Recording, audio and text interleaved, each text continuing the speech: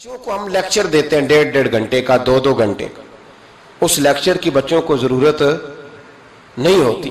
بچوں کو بات کرنی چاہیے 1-2 اور اس بات میں وزن ہونا چاہیے، اور آپ سب سے پہلے وہ جو آپ کہہ رہے ہو اس کا سب سے پہلے آپ نمونہ ہو۔ وہ چیز بچہ آپ کے کردار میں، آپ کی طبیعت میں وہ دیکھ چکا ہو۔ قرآن مجید سورہ لقمان کی آیت نمبر 17 ہے۔ حضرت لقمان اپنے بیٹے کو نصیحت کر رہے ہیں، باپ بیٹے کو نصیحت کر رہا تھا، باپ اپنے بیٹے کو سمجھا رہا تھا۔ میرے رب کریم کو باپ بیٹے کا سٹائل اتنا پسند آیا کہ اسے قرآن پاک میں بیان فرما دی ہے۔ کبھی باپ بیٹے کی گفتگو بھی کسی نے نقل کی ہے، باپ بیٹے کی گفتگو بھی کبھی کسی نے کتاب میں نوٹ کی ہے، لیکن مالک کو اتنا پسند آیا یارو، باتیں باپ بیٹے کی تھیں، اللہ نے قرآن پاک میں نازل فرما دی۔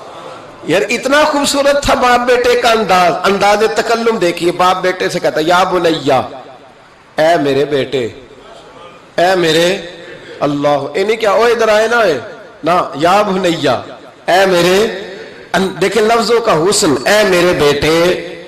اپنے حق میں قائل نہیں کیا کہ میں بوڑھا ہو گیا ہوں، بڑی محنت کی، اب تو پیسے کمایا کر، مجھے دیا کر، تجھے نہیں پتا ماں باپ کی۔ ہم سارا دیہڑی یہی ڈیوٹی کرتے ہیں، سارا دن یہی کام ہے کہ میری قدر کر، باقی سب ٹھیک ہے۔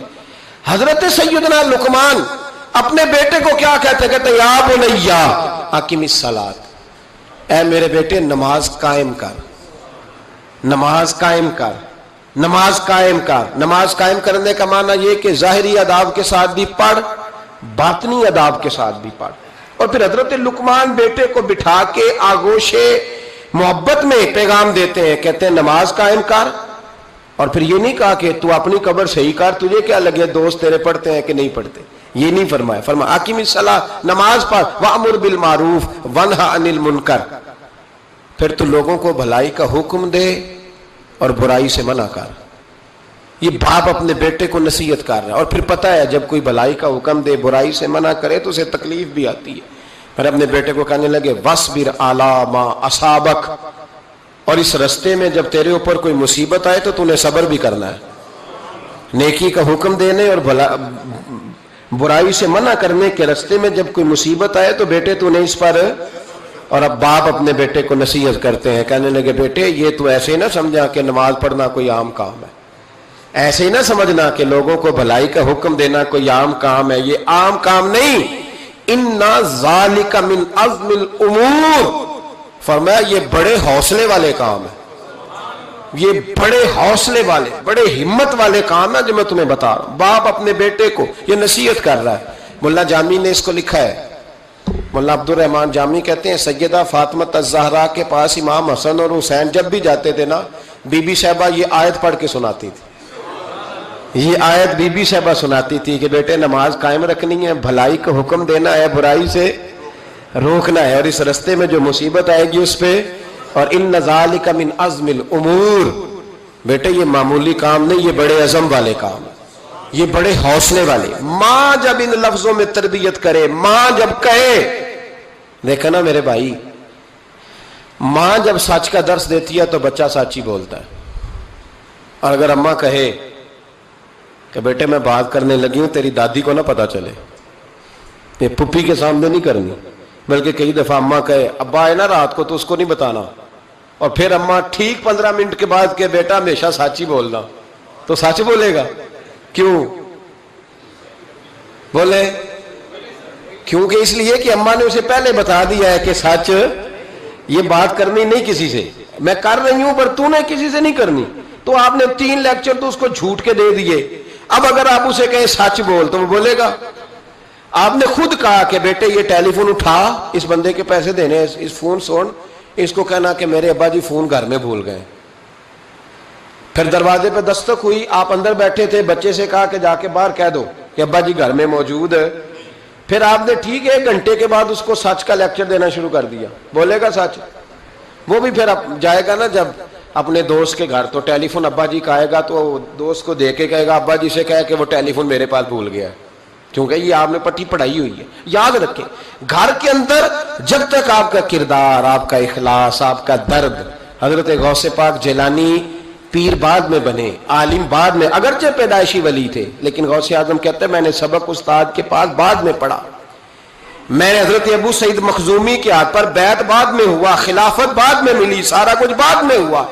پہلے دن جب گھر سے نکلا، ابا جی میرے وصال کر گئے تھے، کہتے ہیں میری ماں نے، سید زادی نے مجھے گود میں لیا اور میرا ماتھا چوم کے کہنے لگی عبد القادر ایک وعدہ میرے ساتھ کر، زندگی میں تیری زبان سے جھوٹ نہیں نکلنا چاہیے، تیری زبان سے جھوٹ ہے۔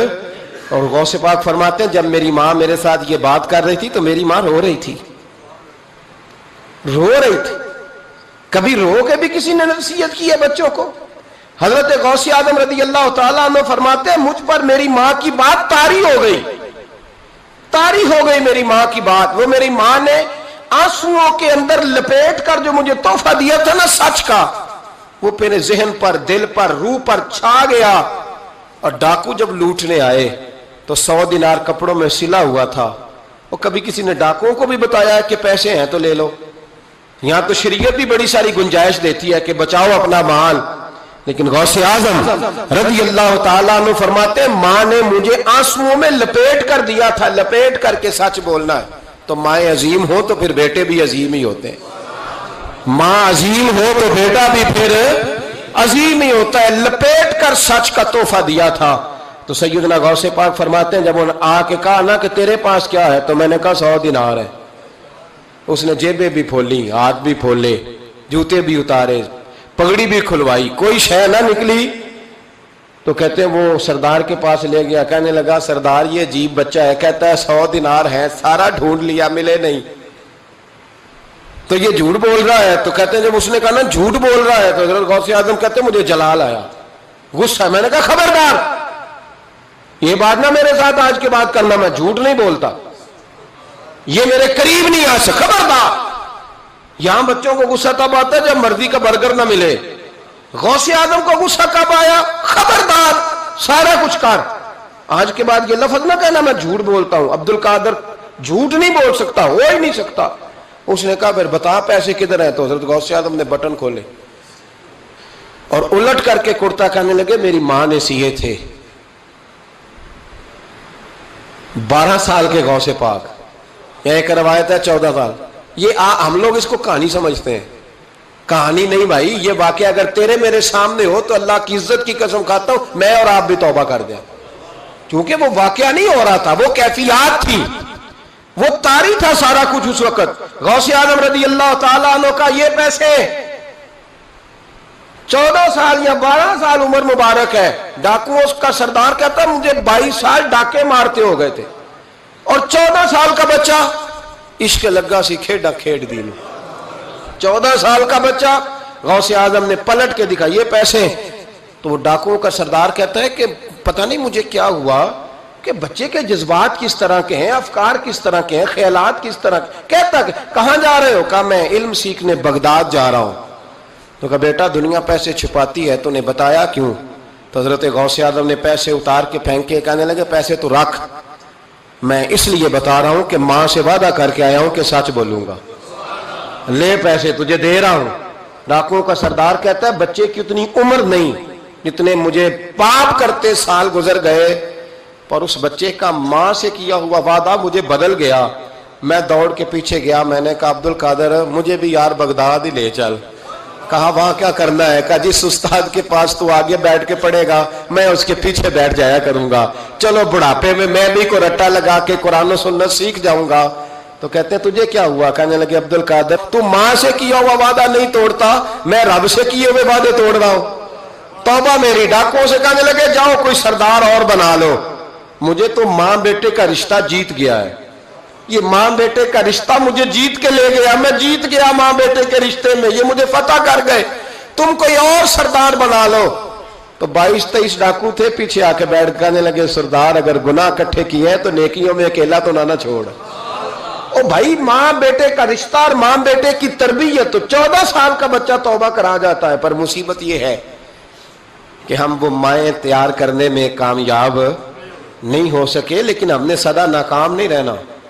اگر امام علی مقام رضی اللہ تعالیٰ عنہ کی اماں انہیں تیار نہ کرتی، یہ دیکھیں نا میں اپنی بات نہیں کرتا، علامہ اقبال کہتے ہیں لوگ، اقبال کہتے ہیں، فارسی کلام اقبال کا اسرار بے خودی، اقبال کہنے لگے میرے پاس لوگ آ کے کہتے ہیں حسین کے خون میں بڑا کمال ہے، تو میں کہتا ہوں نہیں، فاطمہ کے دودھ میں بڑی تاثیر ہے۔ کہتے ہیں لوگ مجھ سے آ کے کہنے لگے کہ حسین کا حوصلہ بڑا ہے، تو میں نے کہا نہیں، فاطمہ رضی اللہ تعالیٰ عنہ کی تربیت ہی بڑی شاندار ہے، بڑی شاندار تربیت ہے۔ ماں فاطمہ ہو اور بیٹے حسن اور حسین نہ ہو تو یہ کیسے ہو سکتا ہے؟ یہ دلیری ہے، یہ ہمت ماں کی دی ہوئی، ماں کا دیا ہوا حوصلہ جو میدان کربلا میں لا کے کھڑا کیا۔